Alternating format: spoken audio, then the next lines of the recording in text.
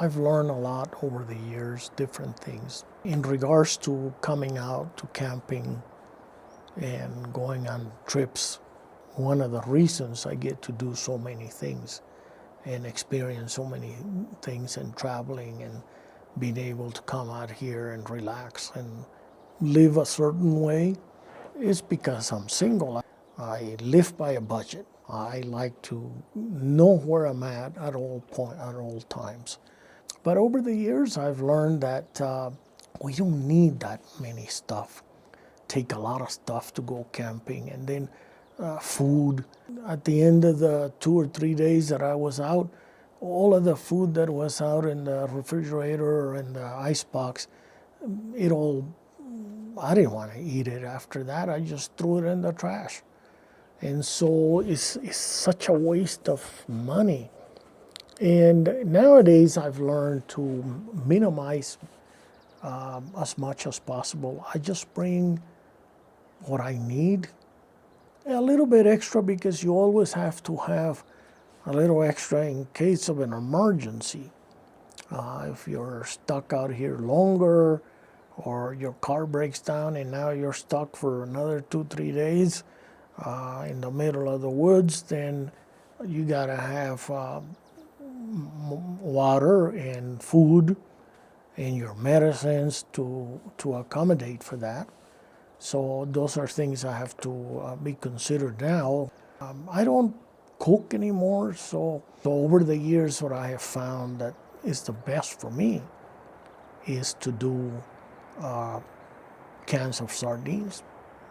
And I eat those cans that are 3 to 4 ounces of sardines and olive oil. To me, I could make a meal out of that. I am following a low carb diet. I don't like bringing foam cups or foam anything. Because why? You could bring one plate and one cup and just wipe it down with paper and you're done with it. The one thing to clean a plate or even if you have a frying pan is you do 50% of vinegar and 50% water. You spray it on the plate or the frying pan. You got to do it right away, and then get a paper towel. The vinegar removes all of the grease and all that. I prefer to do that than to bring foam plates and foam cups because it produces too much trash out here. Take the trash back with you, so I don't like to produce a lot of trash. Lantern.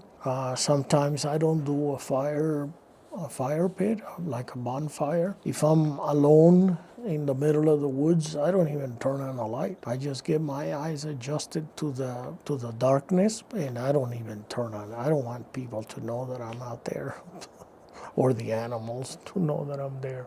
And I'm fine with that, but I've never been scared about it. Trust that God is in control.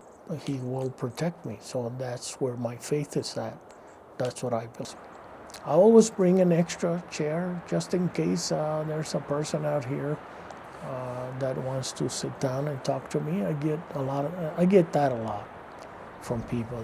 They come and they want to sit down and talk to me, and so I always carry an extra chair. And sometimes it's for safety as well. I also, at places that I feel like there may be a little bit more commotion, even though I sleep in my van and I sleep inside the van because I prefer that, sometimes I set up a tent, a dome tent anyway. That way, when they come up to that campsite, they don't know whether a person is on the tent or there may be one person on the van and one person on the tent. So it's a deterrent that I use, kind of a safety precautions. It has always worked for me, but nobody bothers things. Throughout New Mexico and Arizona and Colorado and Utah, I've never had anybody bother. But for the most part nowadays, I just do sardine cans, and I'll be in a diet out here. But so what? When I go back home, I'll eat normal again. But I don't eat that much anymore. I've also downsized on that. That's another video I want to do in regards to how much money I'm actually spending per month or per week. And I've minimized so much over the years. And I'm still hiking 3 to 4 times a week. I have enough energy to go hiking for anywhere from 3 to 6 hours per day per hike. And I have a lot of energy. I don't know.